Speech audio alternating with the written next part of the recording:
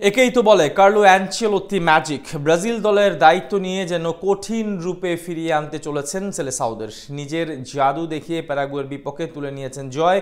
এবার প্রাণভোমরা নেইমারকে ঘিরেও নীল নকশা সাজাচ্ছেন নতুন এই কোচ। ফুটবল রাজা ব্রাজিলের টি শার্টে অ্যানচেলোত্তির হাত ধরেই রাজকীয়ভাবে প্রত্যাবর্তন করতে চলেছেন নেইমি। আগামী উইন্ডোতেই ফিরছেন দলে। শুধু তাই নয়, অধিনায়কের আর্মব্যান্ডও উঠতে পারে তার বাহুতে। নেইমারকে ঘিরে কার্লো অ্যানচেলোত্তির নীল নকশার আরো বিস্তারিত জানবো রিপোর্টে। ফুটবল সবসময় ন্যায় বিচারে ঝান্ডা উড়ায় না। আবেগের খেলা ফুটবল কখনো কখনো হয়ে যায় প্রেমিকার চেয়েও বড্ড নিষ্ঠুর। ঠিক যেমনটা হয়েছে ব্রাজিলিয়ান প্রিন্স নেইমারের ক্ষেত্রে। মেসি রোনালদো নামের দুই সূর্য যখন মধ্যগগনে, তখন ফুটবল রাজা ব্রাজিলের জার্সিতে ধ্রুব তারার মতো তার আবির্ভাব। অবশ্য সেই তারার দেখা প্রথমে মিলেছিল সান্তোসে। সেই সান্তোস যেখান থেকে ফুটবল খেলে ফুটবলের সম্রাট বনে গিয়েছিলেন প্লে।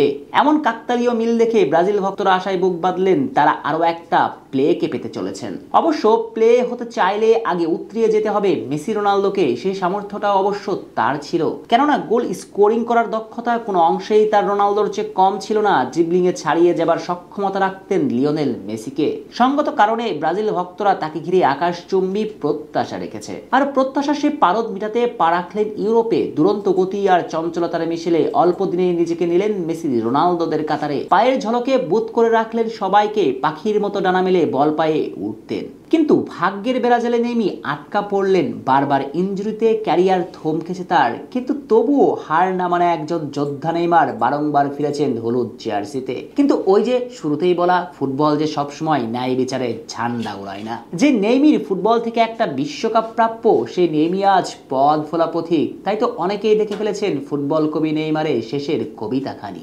না, বরং যারা এনজেটেনের ক্যারিয়ারের উপসংহার দেখেছেন তাদের জন্য কার্লো আনচেলোত্তির চমক ডন কার্লো নেইমারকে ঘিরে যে সাজাচ্ছেন নীল নকশা। সদ্য সাবেক রিয়াল কোচ ব্রাজিলের ডাগ আউটে দাঁড়িয়ে দুই অ্যাসাইনমেন্টে এক জয়ের পাশাপাশি এক ড্র করেছেন। অর্থাৎ বোঝার বাকি থাকে না, সেলেসাও ফুটবলে শুরু হয়েছে কার্লো ম্যাজিক। আর এই মাস্টার মাইন্ড নতুন চমক দিতে চলেছেন আগামী উইন্ডোতে। কেননা আগামী সেপ্টেম্বরের উইন্ডোতে ব্রাজিল দলে ফিরছেন নেইমার। তবে শুধু সাধারণ কোনো ফুটবলার হয়ে ফিরছেন না, বরং ব্রাজিলের অধিনায়ক হিসেবে ফিরতে চলেছেন নেইমি। প্রশ্ন আসতেই পারে, নেইমার অধিনায়ক হিসেবে ব্রাজিল দলে ফিরছেন, এমন খবরের ভিত্তি কি? প্রশ্নের উত্তরটা জটিল নয়, বরং নিতান্তই সহজ।